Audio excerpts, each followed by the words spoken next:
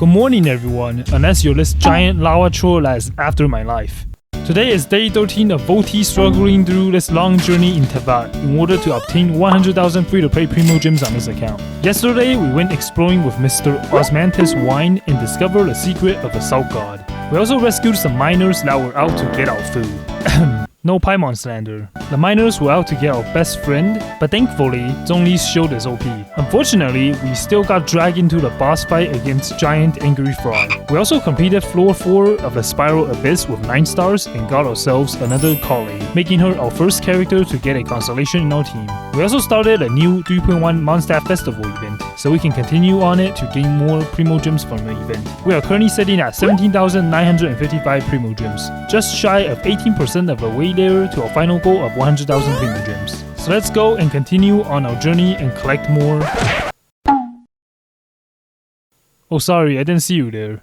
Well, I did, but don't let him know I pushed him on purpose. So as usual, I started my day off with my daily routine. First, we invaded an Abyss Order cult and completely wiped them out. Next, we did a time trial commission and killed a few slimes for more time to complete the challenge. We also defended a leyline monolith from some pesky helitrolls. And finally, we got our revenge against some treasure hoarders that ambushed us a few days ago. That was pretty worth it for 60 Primogems. We also had to go find and help Neko the Void Cat in order to collect some daily Primogems as well.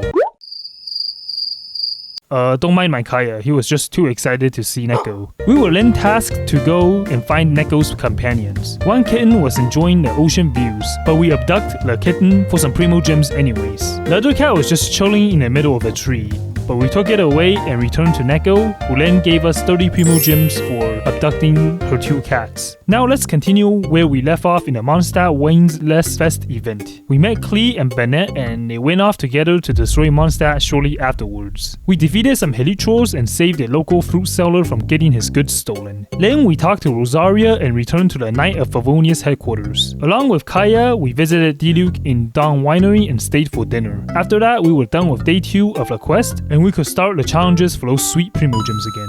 We started off catching some wild animals with a hunting trap. It was pretty easy since the animals were in Nala Land, so I captured all 4 species so we could obtain all the rewards. Next, we did a challenge where we had to defeat a certain number of opponents with a total of 5 different waves of enemies. The first few were easy, until we came across this giant lava troll. It might be because I killed too many of his companions throughout this journey, but he was looking for revenge. My Barbara got knocked down a cliff but managed to survive. Even though I was trying to climb back up, the lava troll decided it wasn't done with me. What? That boss can do that? The helitroll? Lava troll? But yeah, I guess this was karma for the number of helitrolls sacrificed on this account. We were able to complete the challenge shortly afterwards and got all the rewards. The scavenger hunt was pretty easy. Like the other day, I relied on people from my Twitch chat and they helped me figure out each clue and we collected all the chests. We also had this mini game where we had to set up and maintain a shop. It was pretty straightforward and pretty easy primos, so we completed them and got 60 Primogems from it. It's now time for the game plan. Since we just finished the second part of the Mondstadt event, we will have one more part to do before we can get all the Primogem rewards and the refinement items for the limited time polearm. We are also this close to leveling up our adventure rank to 45, so we will most likely prioritize raising our AR so we can start farming the hardest artifact domains for the guaranteed 5-star drops. Since we finished the Samurai Island World Quest recently, our next objective is the Turumi Island World Quest. This quest is divided between a few days, so we will clear day 1 of this, which is to find our way through the mist and offer the purchase to 3 trees.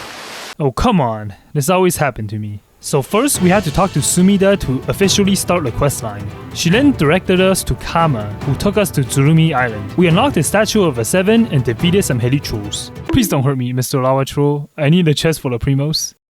Anyways, we met Rue and he told us to make offerings to a tree. So we collected all the feathers and made the offering to the first tree. I went to a pretty eerie ceremonial site and talked to some old dude who seemed like he was talking to himself. Well, kind of like what I'm doing right now when I'm recording. Anyways, we headed through the fog and fought some more enemies and completed 2 of the trees. Turumi Island also debuted a new enemy, which are Rift Hounds. They gave me quite some trouble because of how tanky they are. We also take damage over time every time we get hit by the doggies, but thankfully Barbara saved the day by healing us. The last purge was in an underground ruin, where we had to defeat some ruin guards and solve some painstaking puzzles. After a bit of struggle, we eventually figured them out and collect the last purge to offer to the tree. We returned to Sumida and completed day 1 of the Turumi Island World Quest. Before we forget, we also did trial quests for the current 5-star banners and got 40 Primogems total from completing them. In order to get to AR45, we had some unfinished quests in the adventure handbook that we had to complete for some adventure EXP. We had to defeat a Geo Hypostasis boss solo in order to get our last 100 EXP to level up to AR45. In order for us to be able to solo the boss, we needed Noelle since she is a Claymore character to destroy the rock pillars. The boss itself wasn't too bad with our Hyper Boom team, and we managed to deplete 50% of its HP. I kinda overestimated my Noelle's shields, so she died a few times while trying to break the rock pillars. So now that we're AR45, let's do some training to prepare ourselves for the next world level by farming some Hero's Wits in Sumeru.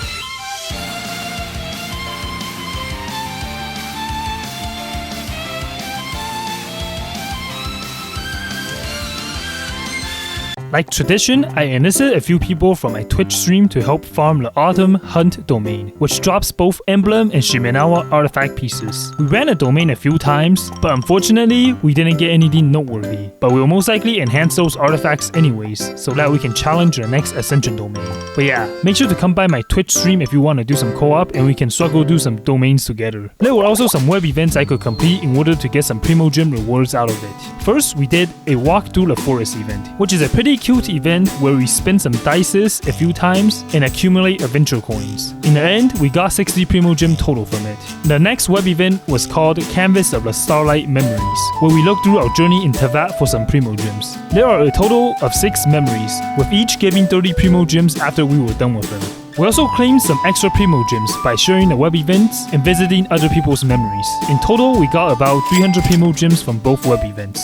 The first half of Genshin's version 3.1 was pretty chill all around. We still have to finish the final part of the Mondstadt event, so there is still a decent amount of Primogems we could collect before the next half of 3.1 rolls in with another batch of new events. Genshin's anniversary really boosted our Primogems count, so with this, let's just open our wishing page and check how many Primos we have now. 18,950. So we didn't hit 20k Primos just yet, but we are 19% of the way to 100,000 Primogems. Speaking of which, we hit 100,000 subscribers recently, so thank you to everyone that supported me not only throughout this series, but also the people that stayed with me throughout my whole YouTube journey. In case you didn't know, I made a bet with you guys on episode 1 of this series, saying that if I reach 100k subscribers before this account gets 100k free-to-play Primogems, I'll be forced to whale 100k on my main account. Well, I lost the bet now, so I'll have to whale soon, which I'll do live on my Twitch stream as well. Oh, by the way, I have a Discord server that I chat on every day, and for a limited time, if you join, you will get a special Discord role, so don't miss it. For those of you that are wondering, yes, I will continue this series until I hit my goal of 100k Primogems, however long that might take. In the next video, I will make a new